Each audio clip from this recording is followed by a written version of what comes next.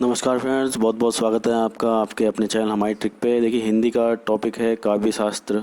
इसके संबंधित कुछ प्रश्न मल्टीपल चॉइस क्वेश्चन इस वीडियो में डिस्कस करेंगे, तो बनी रहिएगा वीडियो में अंत तक। अगर आप पहली बार हमारे चैनल पर विजिट कर रहे हैं तो चैनल को सब्सक्राइब कर लीजिएगा, साथ ही साथ बेल आइकन को प्रेस कर दीजिएगा, जिससे कोई भी मैं वीडियो अपलोड करूँगा उसका नोटिफिकेशन आप तक पहुँच जाएगा। तो चलते हैं आज के प्रश्नों की तरफ। देखिए, पहला प्रश्न आ रहा है, नाट्य शास्त्र के रचयिता हैं। तो आपको बताना है नाट्य शास्त्र के रचयिता कौन है। चार ऑप्शन देख लेते हैं फटाफट। देखिए, भरत मुनि, आनंदवर्धन, केशव दास, तो देखिए सूरदास। ये चार ऑप्शन है हमारे। राइट आंसर देख लेते हैं। देखिए, राइट आंसर हमारा भरत मुनि, हमारा ये ऑप्शन हमारा बिल्कुल करेक्ट हो जाता है। नाट्य शास्त्र के रचयिता कौन है? भरत मुनि, आचार्य भरत मुनि जो हैं नाट्य शास्त्र के रचयिता हैं। तो आपको याद रखना है। अगला प्रश्न देखते हैं। देखिए, प्रश्न है, निम्नलिखित में से कौन सा काव्य का गुण नहीं है।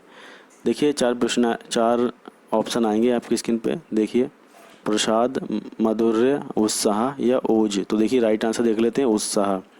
देखिए, उत्साह जो है वो काव्य का गुण में नहीं गिना जाता है। बाकी आपका प्रसाद, माधुर्य, ओज, ये आपके सब काव्य के गुण होते हैं। उत्साह जो है ये काव्य का गुण नहीं होता है। अगला प्रश्न देख लेते हैं। देखिए, इसमें कुछ पंक्तियाँ दी गई हैं और ये बताना है कि ये पंक्तियाँ किसकी हैं। पढ़ लेते हैं प्रश्न को। देखिए, कीरति भनीति भूति भली सोई, सुरसरी सम सब कह हित होई। ये पंक्तियाँ हैं। इन काव्य पंक्तियों में जो कथन है वह किसका है, ये हमें बताना है। चार ऑप्शन देख लेते हैं। सूरदास जी का, कबीरदास जी का, तुलसीदास जी का या बिहारी जी का। तो देखिए, राइट आंसर देख लेते हैं, तुलसीदास जी का। तो इन पंक्तियों में जो कथन है वो किसका है? वो तुलसीदास जी का कथन है। हमारा सी ऑप्शन यहाँ पे करेक्ट हो जाता है। प्रश्न देखते हैं अगला। देखिए, अगला प्रश्न है हमारा, काव्य में अनावश्यक शब्दों का प्रयोग होने पे कौन सा दोष उत्पन्न हो जाता है। देखिए, व्यर्थ में ही अगर आपने ज़्यादा शब्द किसी भी वाक्य को बोलने में या कोई कविता बनाने में या कुछ भी बनाने में आपने लिख दिया तो एक दोष उत्पन्न हो जाता है। उस दोष का नाम हमें बताना है। चार ऑप्शन देख लेते हैं फटाफट।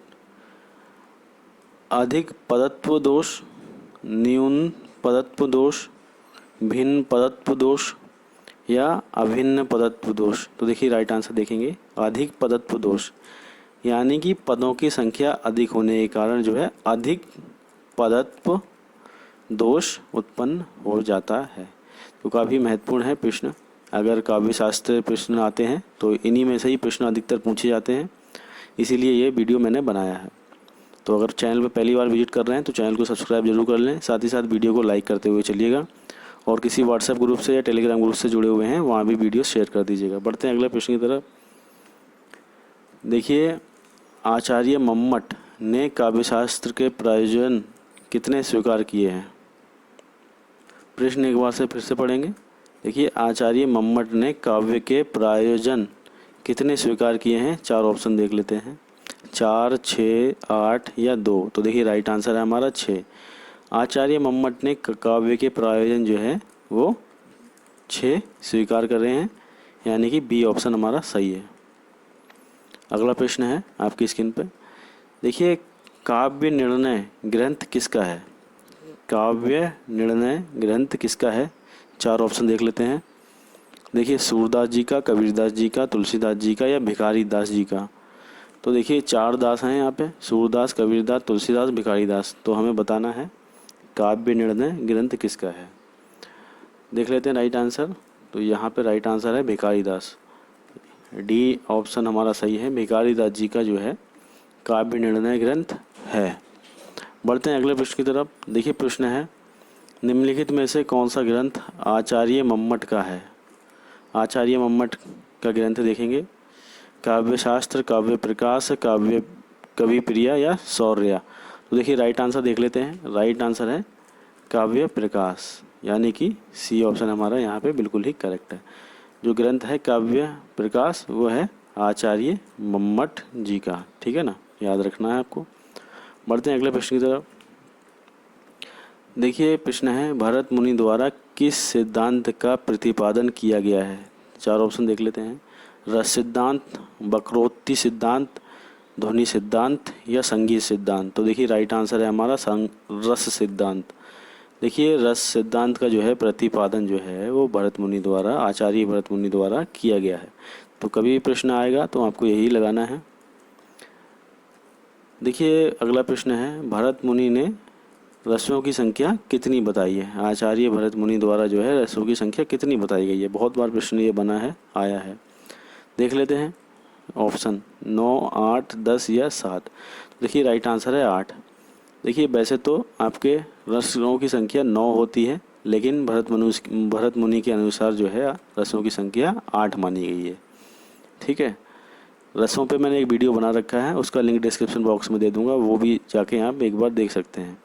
अगला प्रश्न देखिए, आचार्य शंकुक का संबंध किस संप्रदाय से है?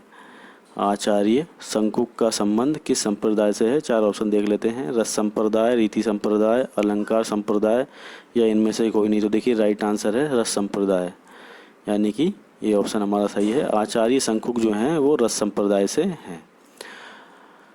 अगला प्रश्न देखिए, वीर रस का स्थायी भाव, इस प्रश्न में पूछा गया है हमसे, वीर रस का स्थायी भाव क्या होता है? काफ़ी सरल प्रश्न है, काफ़ी महत्वपूर्ण प्रश्न है, बता दीजिए। चार ऑप्शन देख लेते हैं। उत्साह, आनंद, रति या क्रोध। तो देखिए सभी को पता होगा, राइट आंसर है उत्साह। वीर रस का स्थायी भाव जो है क्या होता है? वो होता है उत्साह, यानी कि ए ऑप्शन हमारा करेक्ट है। अगला प्रश्न देख लेते हैं। देखिए प्रश्न है हमारा, क्या काव्यालंकार किसकी रचना है? काव्यालंकार किसकी रचना है? चार ऑप्शन देख लेते हैं। आचार्य शंकराचार्य, आचार्य भामा, आचार्य विश्वनाथ, आचार्य परमानंद। तो देखिए राइट आंसर देख लेते हैं। राइट आंसर है आचार्य भामा, ये हमारा बी ऑप्शन यहाँ पे करेक्ट हो जाता है। काव्यालंकार जो है आचार्य भामा की रचना है, याद रखना है। अगला प्रश्न देखते हैं। देखिए रीति संप्रदाय के प्रवर्तक माने गए हैं। देखिए प्रश्न है, रीति संप्रदाय के जो हैं प्रवर्तक कौन माने गए हैं? चार ऑप्शन देख लेते हैं। आचार्य राजेश्वर, आचार्य शंकराचार्य, आचार्य बामन या आचार्य विश्वनाथ। तो देखिए राइट आंसर है हमारा आचार्य बामन। रीति संप्रदाय के प्रवर्तक जो हैं आचार्य बामन जो हैं माने गए हैं। हमारा सी ऑप्शन यहाँ पे करेक्ट है। अगला प्रश्न देख लेते हैं फटाफट। देखिए प्रश्न है, आचार्य बामन ने गुणों की संख्या कितनी बताई है? प्रश्न एक बार फिर से पढ़ लीजिए। आचार्य बामन ने गुणों की संख्या जो है कितनी बताई है? चार ऑप्शन देख लेते हैं। 10, 20, 30 या 40। तो देखिए राइट आंसर है हमारा 20। आचार्य बामन ने गुणों की संख्या जो है कितनी बताई है? वो बताई है 20। अगला प्रश्न आपकी स्क्रीन पे देखिए, आचार्य बामन ने रीति के वर्गीकरण कितने किए हैं? आचार्य बामन ने रीति के वर्गीकरण कितने किए हैं? चार ऑप्शन देख लेते हैं। देखिए 3, 5, 2 या 4। तो देखिए राइट आंसर है हमारा 4।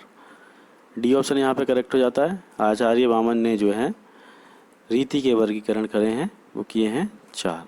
ठीक है, अगला प्रश्न देखिए। प्रश्न है, औचित्य सिद्धांत के अंतर्गत कितने प्रकार के औचित्य बताए गए हैं? तो जिन्होंने हिंदी बहुत ही ज़्यादा डीपली पढ़ी होगी, बहुत ही ज़्यादा गहराई से पढ़ी होगी, या जो बीए या एमए किए हुए हैं हिंदी सब्जेक्ट में, उन्हें ये जो है चैलेंज स्वीकार करना है और बताना है कि कितने जो है प्रकार औचित्य सिद्धांत के बताए गए हैं। तो देख लेते हैं, बताइएगा। 27, 25, 26 या 52। तो देखिए राइट आंसर मैं बता देता हूँ। राइट आंसर है 27। तो जिन्होंने 27 लगाया वो बिल्कुल सही है। औचित्य सिद्धांत के अंतर्गत कितने प्रकार के औचित्य बताए गए हैं? 27 है। देखिए प्रश्न है, किस विद्वान ने ध्वनि को काव्य की आत्मा यानी काव्य आत्मा माना है?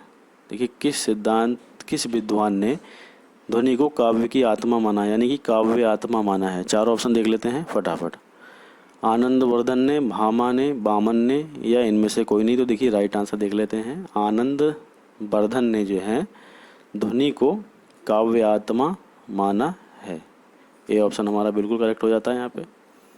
अगला प्रश्न आपकी स्क्रीन पर आ चुका है। देखिए, ध्वनिवादी आचार्यों ने काव्य की कितनी कोटियाँ बताई हैं। अब काव्य की कोटियाँ हमें बतानी हैं, कितनी होती हैं, 4, 3, 6 या 2, ये हमारे ऑप्शन हैं। देख लेते हैं राइट आंसर। राइट आंसर है 3। ध्वनिवादी जो आचार्य हैं उन्होंने काव्य की कोटियाँ बताई हैं 3, यानी कि बी ऑप्शन हमारा यहाँ पे करेक्ट है।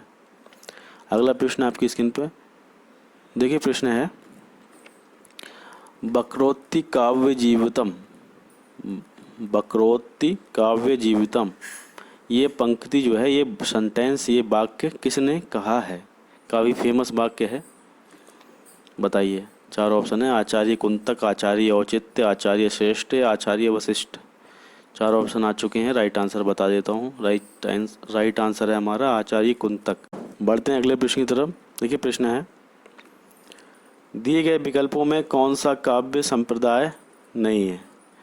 देखिए, दिए गए विकल्पों में कौन सा काव्य संप्रदाय नहीं है। देखिए, काव्य संप्रदाय बताना है, इनमें कौन सा नहीं है। रस संप्रदाय, श्री संप्रदाय, रीति संप्रदाय या बकरोत्ति संप्रदाय। तो देखिए, राइट आंसर है हमारा यहाँ पे श्री संप्रदाय। देखिए, श्री संप्रदाय जो है वो आपका काव्य संप्रदाय के अंतर्गत नहीं आता है। आपका रस संप्रदाय है, रीति संप्रदाय है और बकरोत्ति संप्रदाय है, ये सब आपके काव्य संप्रदाय के अंतर्गत गिने जाते हैं, माने जाते हैं, आते हैं सब इनके अंतर्गत। बाकी श्री संप्रदाय जो है काव्य संप्रदाय के अंतर्गत नहीं आता है, इसीलिए हमारा यहाँ पे बी ऑप्शन सही होता है। अगला प्रश्न आपकी स्क्रीन पे है। देखिए, निम्नलिखित विकल्पों में हिंदी के रीतिकालीन आचार्य कौन है। हिंदी के रीतिकालीन आचार्य हमें बताने हैं कौन है। 4 ऑप्शन देख लेते हैं। आचार्य भरतमुनि, आचार्य मम्मट, आचार्य केशव, आचार्य विश्वनाथ। तो देखिए, राइट आंसर है हमारा यहाँ पे आचार्य केशव, यानी कि हमारा सी ऑप्शन बिल्कुल ही करेक्ट हो जाता है। हिंदी के रीतिकालीन आचार्य जो हैं आचार्य केशव हैं। अगला प्रश्न है, देखिए, रीतिकाल को रिक्त स्थान दिया है, डैश संप्रदाय भी कहा जाता है। देखिए, रीति संप्रदाय को डैश संप्रदाय भी कहा जाता है। डैश मतलब रिक्त स्थान हमें भरना है, वो बताना है कौन संप्रदाय भी कहा जाता है। गुण संप्रदाय, यण संप्रदाय, रस संप्रदाय या ध्वनि संप्रदाय। देखिए, राइट आंसर है हमारा गुण संप्रदाय। तो यहाँ पे सेंटेंस हमारा कंप्लीट होगा। यहाँ पे देखिए, अगर हम ये वाला विकल्प भर देंगे तो हमारा सही हो जाएगा।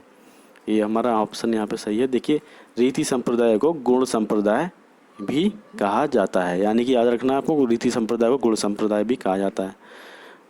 देखिए, यहाँ पे आके हमारे प्रश्न संपन्न होते हैं। उम्मीद है आप इनका लाभ लेंगे। अगर आप हमसे जुड़ना चाहते हैं तो चैनल को सब्सक्राइब जरूर कर लीजिएगा। साथ ही साथ अगर आपको वीडियो अच्छा लगा है तो लाइक ज़रूर कीजिएगा। वीडियो बुरा लगा है तो डिसलाइक कीजिएगा ज़रूर। एक्टिविटी आपकी ओर से ज़रूर आनी चाहिए। साथ ही साथ किसी भी अगर आप ग्रुप से जुड़े हुए हैं, व्हाट्सएप ग्रुप, टेलीग्राम ग्रुप, उन सब में वीडियो हमारा शेयर कर दीजिएगा, उनको भी नॉलेज मिले। तो देखिए, समय बहुमूल्य है, सदुपयोग करें। बहुत बहुत धन्यवाद आपका।